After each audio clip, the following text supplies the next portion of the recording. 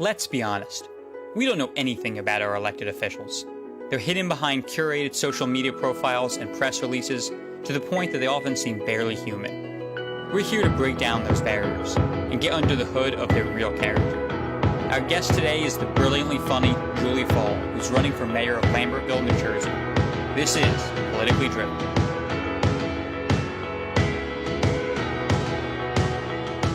I am getting married in October 7th. Highly recommended. Good for the tax breaks. That's really what I'm looking forward to. So I've been prepping my fiance for months now about the fact that there's going to be something that goes wrong, something that doesn't go as expected or as planned.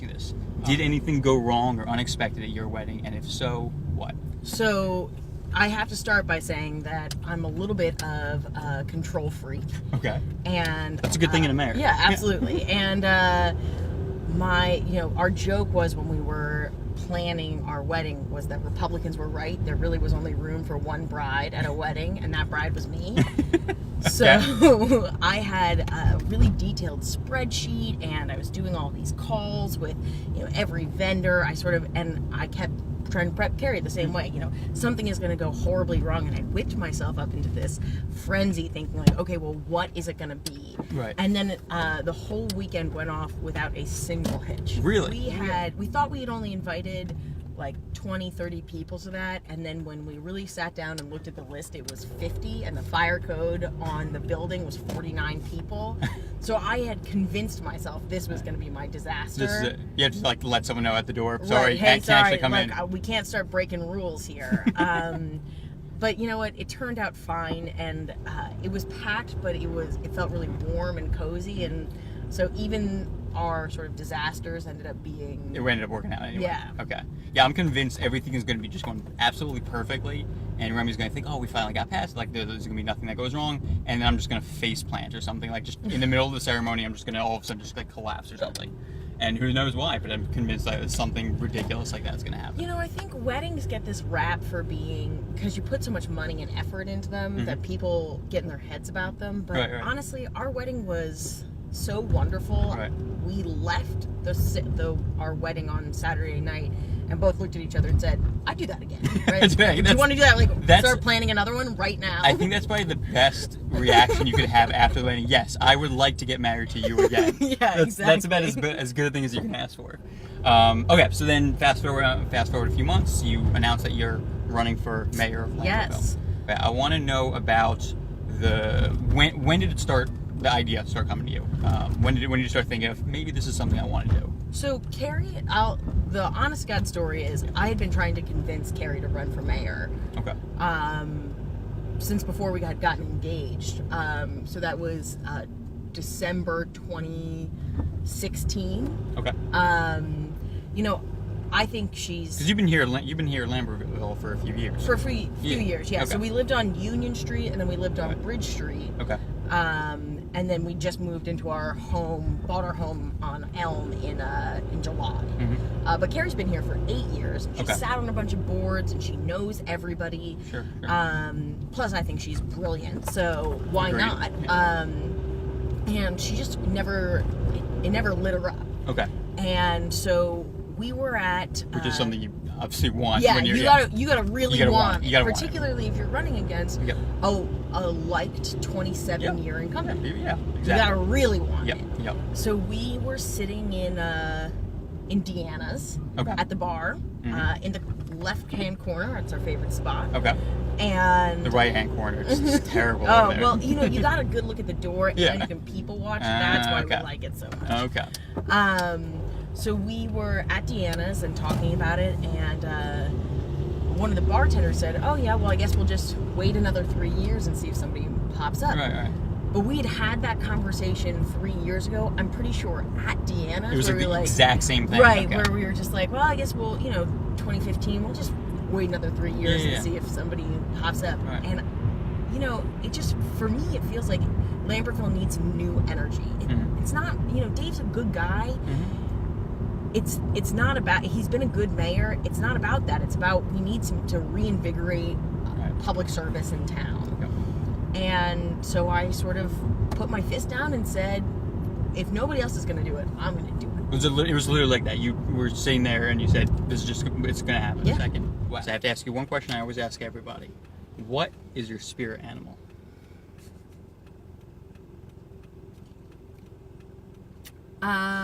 Great question. I don't think I've ever been asked that before. I don't know. That's a great question, but okay. It's like not. I don't know. I guess I would like to say that it's something regal. Okay. Like a lion or something, but that would be a lie. So my answer is a jackalope. It is a mythical creature that is part antelope, part jackrabbit. Naturally. And I think that it covers both the fact that like I am sort of like a mythical creature, but also that I'm like an anxious bunny. Okay. Interesting. Okay. See, I spent some time thinking about this. What yours would be, and my thought was that yours would be a dolphin. Okay. Because you're incredibly smart. Oh. You are playful and fun as a person, and you are also very confident, I think.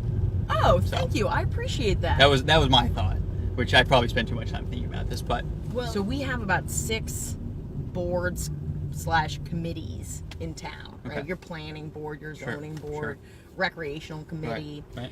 And you see a lot of the same names cycling through those things. But we don't have an open application process. Right. You have to text Dave or call him or go to a meeting and say, hey, Dave, I want to get onto the zoning board. Right. So that's a high level of entry for somebody who wants to become, who wants to volunteer their time to the town, because they have to know what a planning board is. Yep. Know Dave's cell phone number. I was going to say, does it say that on the website? Right. If interested, please text Dave. Right.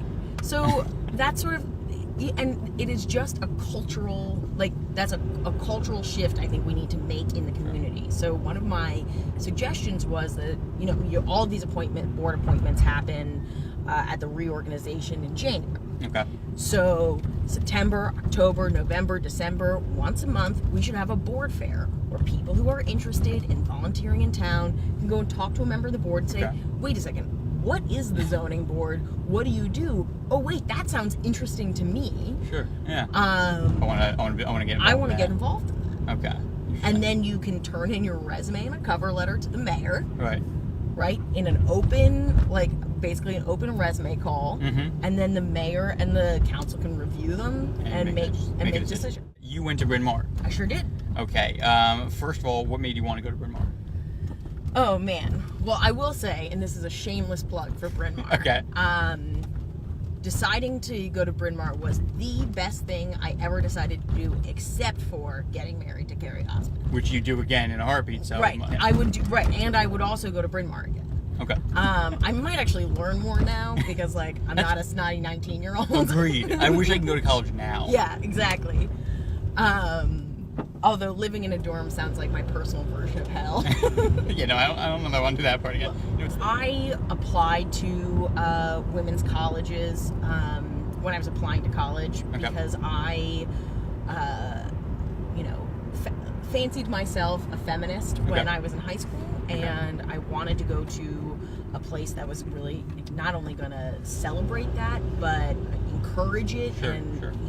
Going to Bryn Mawr College is like breathing rarefied feminist air. My fiance went to Smith, so I get the Seven Sister life. You're a brave man. Smithies are really intense. One of the things that we used to brag about was most hours in the library logged in the Tri-College Consortium between Haverford, Swarthmore, and Bryn Mawr. Really? That Bryn Mawr students, and we bragged about it on our website, spent more time in the library than the rest of the other 2 colleges. I can just imagine you sitting there, senior high school, clicking through the website and be like, that looks That's awesome. For me. I gotta get that. This must be an awesome library. So I want to get back to the campaign for a minute. Yeah. I know you've been knocking on doors. You've been out, I think, every day.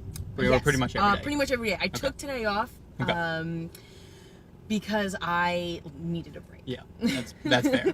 It's a lot. It's really it's more tiring than I thought. I think every campaign worker should run for office, and I didn't believe this before I started doing it because you eye roll at your candidates complaining about this thing or that Yep. thing, and then you start doing it. It's like, oh, it's very different than Right. directing somebody else to do it than doing it yourself. Well, I think what makes it different is that you have to physically walk, and I know for myself, we were walking about 3 miles a day or so when we were canvassing, or we were averaging about 3 miles a day. But it's a lot more than that because you have to be mentally on the whole time. Right. You're engaging in someone. You're obviously taking notes and doing all those things. Right. So there's a lot more to it than just like the physical part of it. It's just a lot of mental stuff, and that whole thing just drains you. Now watch it. If you hit a puppy, you're going to lose me this election. Yeah, that also will be in jail. This is a dog town. Okay. So I've started walking around with dog treats in my pockets. That's smart. It's gotten me a ton of petition signatures. Now, was there any, or have there been any issues that you expected to come up, but really people have not been asking about it? No, I mean, the thing that I expected to be talking to a lot of people about was our water. Okay. That's interesting. Why the water? Oh, the water in Lambertville is famously tastes terrible. Really? Yeah. It's it's occasionally chlorine-y and sometimes sort of like fishbowl-y. It changes. Yeah, it changes, but it's like. I have a question. Well, I have several questions here now. But how do you know what the taste of a fishbowl tastes like? Well, you know what I mean. No, like yeah, it's no. You get a like. It does send you back to like I had a little goldfish in my younger days that we had named Whoopi Goldfish. Nice. And sometimes when I drink a glass of water, I get like a sense memory throwback to Whoopi. good old Whoopies. Good old Whoopi. Okay. And so what I've been talking to people about is, look, the mayor has actually very little control over the taste of your water, but about 1 in 3 people want to talk about it. So if that's the case, host a town hall. Bring in Suez. We actually have one of the an expert from Suez that lives in town. Okay. Yeah. Bring in somebody from Suez, bring in somebody from DEP, and have them answer questions for an hour. It's not going to solve anything, sure, right? But it will make people feel heard and feel included. Right. And if only 30 or 40 people show up to that meeting, right, at least it's a better way to disseminate information than sort of letting people spiral on Facebook. Well, because then the next time those 34 people hear a friend complaining about it or someone they know complaining about it, they say, I heard about this. Actually, like the mayor hosted this thing, and so that's sort of, to get back to my original point, that's where I feel like there's been a breakdown in process in how the city operates. The city is not willing to meet people where they are and provide information. They're just trying to get stuff done. Okay. And I think that what that engenders is like a lack of interest because people feel like they don't have any role in doing things in town, and also total misinformation sort of cycling around on social media and sort of word of mouth. Right. So if I only get one thing accomplished in my 3-year term, if I'm lucky enough to be elected, is that I'd like to really focus on how the city of Lambertville can work on communicating. So being a fundraiser, I have, I used to tell people I've got 5 minutes on everything. I could talk to you about fly fishing or about welding or about, I don't know, like... Jackrabbits. Sure, jackrabbits. Like literally anything you wanted to do for exactly 5 minutes, and then I tap out. Then I'm out. Yeah, there you go. But it's great for sort of like I can mix and mingle at any party because I know things. See, as a lawyer, I'm kind of like the opposite. Like I don't know anything, but I could talk about anything forever. Like I just go on. It doesn't. I don't know anything about it, but I could talk about it for a long time. So I don't know any facts about dolphins except for the 3 attributes that I mentioned, but I could still talk about dolphins for a long time, as long as I have to. Here's what I'll say. If I could go back in time and meet one person, it would be Julia Child. That's interesting. Why? I was named after her. She was a smithy. She was a smithy. As my fiance tells me constantly. So I was named after Julia Child. Okay.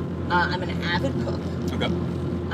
And also she's one of the most fascinating human beings, period. She had a real hunger for learning new things, and she was so fun. And I feel like I missed an opportunity to meet somebody who I could have been lifelong friends with. If like Julia Child had just given me an hour, I think we would have chilled. And I love drinking wine and cooking, and so does she. So we already got that covered. You got the blend. Okay. Yeah. Now that is the follow-up question. You have an hour. You're to have some sort of meal with her. What would you make? You're cooking, not her. Okay, and I only have an hour.